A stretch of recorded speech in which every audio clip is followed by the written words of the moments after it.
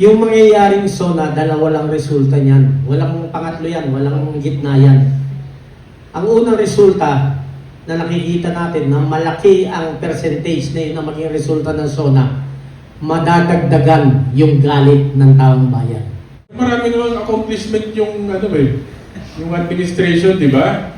Unang accomplishment niya, di ba, inabolish niya yung Presidential Anti-Corruption Commission. Yung unang accomplishment niya.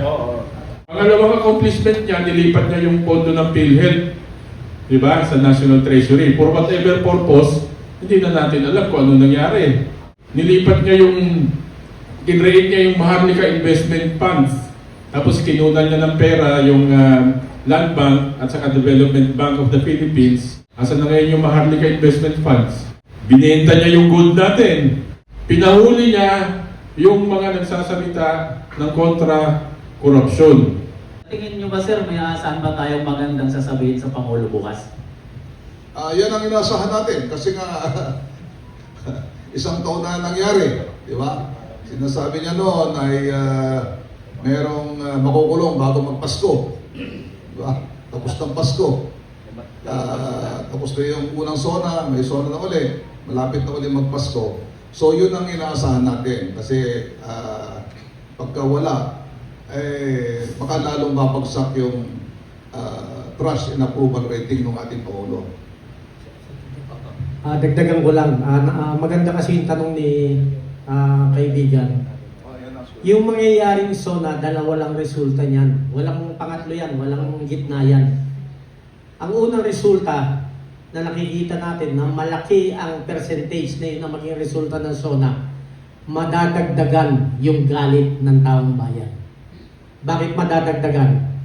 Kapag yung mga ipipresent niya is alam ng taong bayan na malabnaw, hausyaw. Ibig sabihin, walang basihan na nagawa niya talaga yun. Isa yan. So, napaka-critical nitong SONA niya ngayong bukas na gagawin dahil ulitin ko, ang unang epekto niyan, baka madagdagan pa ang galit ng taong bayan. So, pangalawa, kung magkakaroon ng mabuting epekto ito, nakatanggap-tanggap sa taong bayan, siguro, inihahabol nga nila yung mga makakasuhan, di nyo ba napansin? May mga hinahabol silang kaso ngayon na baka para yun lang ang masabi niya na meron siya na parusahan. So ang taong bayan kasi mulat na mulat na. At tayo'y nakatutok, tututok rin tayo actually. Nasaan man tayo, nasa sakyan, nasa bahay, tututok tayo kasi concerned tayo dun sa sasabihin niya Kung ito ba talagang nanggagaling sa puso niya or for optics lang para masatisfied ang karamihan. Ulitin ko, hindi tanga, hindi bobo, hindi mangmang ang taong bayan. Alam nila kung ang sinasabi ng isang leader makatotohanan or pawang kasinungalingan. So magbantay tayo at maganda mag-analisa rin tayo. At tingnan natin kung yung remaining na 1 year niya at siguradong may ipapangako siya, nasa last stretch na siya ng presidency niya kung magagampanan pa ba niya yun or mababaon lang ng malalim ang bansa natin sa kawalan. So yan yung inaabangan ng ating mga kababayan. Dagdag doon sa tanong mo, napakaganda ng tanong at inaasahan ng sambayan ng Pilipino. Kung may naasahan tayo, ako mismo personally, wala akong maasahan. Dahil nanggaling ako sa Marcos Group before the campaign period. Pagpasok ng unang 2 buwan, marami kaming discussion. Kaayusan ng bansa, agrikultura, kaya nga si Pangulong Marcos ang naging unang cabinet secretary ng agrikultura. Busy kami. Pag-aayos, paghahanap ng mga technician, paano mapaganda ang agrikultura natin. Yun pala ang kauna-unahang na-involve na issue sa corruption. Yung pala pinamunuan ng Pangulong Marcos. Nandun pa ako sa site na yan. Meeting namin ni Martin Araneta, busong kapatid ni Pangulong ni First Lady. Yun yung pinag-uusapan namin. Lagi kami nagdi-discuss sa round table discussion. Kami ni Martin Araneta, Mr. Martin Araneta.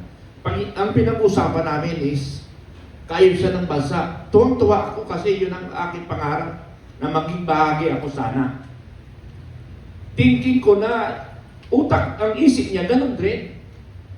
Pero nung na-involve silang magkapatid sa Department of Agriculture and sa Bureau of Customs, hindi na kami nakita mula noon. Kaya pala pag pinag-uusapan namin ang corruption doon sa roundtable discussion namin, iniiwas ni Mr. Araneta yung usapan.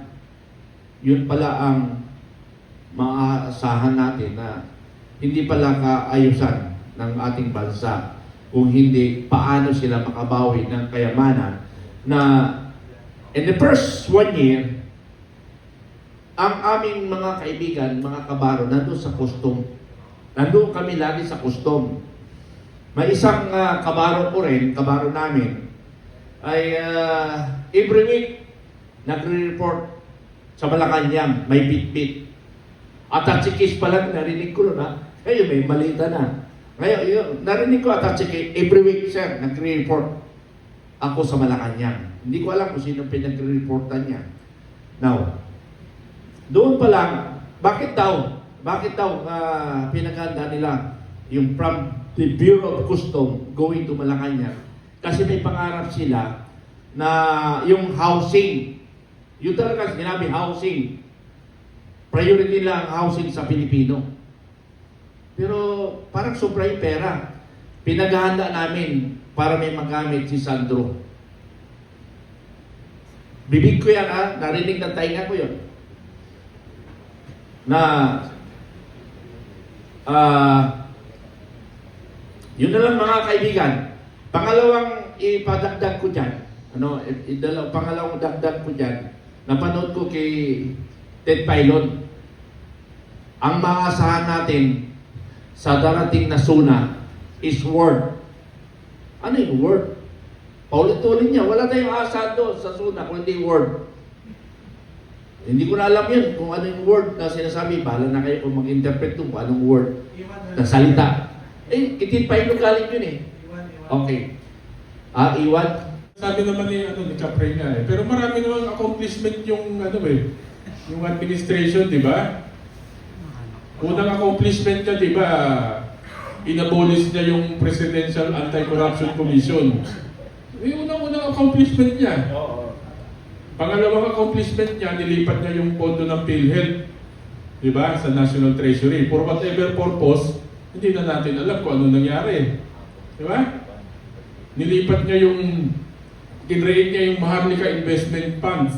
Tapos kinunan niya ng pera yung Land Bank at saka Development Bank of the Philippines to the tune of 50 million or 50 billion yata yun. Diba? Asan na ngayon yung Maharlika Investment Funds? Binenta niya yung gold natin. Yan yung mga accomplishment ng administration niya yun eh. Pinahuli niya yung mga nagsasalita ng kontra-korupsyon. Yan yung mga accomplishment. Di ba? Yan yung pang-SONA. Para maalala din ng mga kababayan natin kung paano tayo nilalapastangan at paano ginahasa ang pondo ng bayan. Para lang madagdagan yung sinabi ni Colonel Galangan. Basahin nyo yung post ni General De Leon.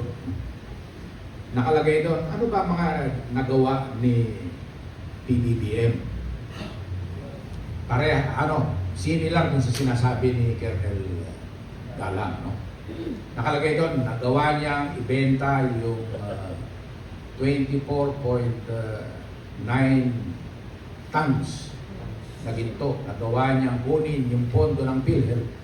Nagawa niyang pagtakpan, etc. No? Basahin niyo, napakaganda. Dagdagan niyo na lang daw kung ano yung mga nagawa pa ni PBBM.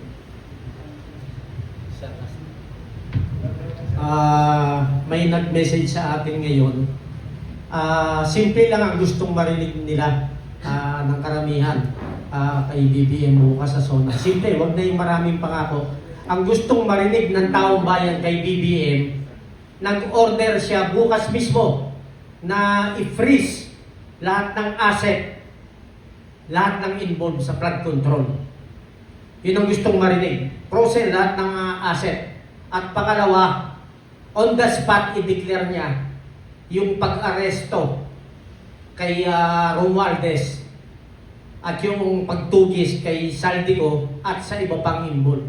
Yun lang, mamahalin siya ng taong bayan, baka sakali. Pero pag kayo nilagpasan niya, palagay ko yung galit ng taong bayan, lalong madadagdagan.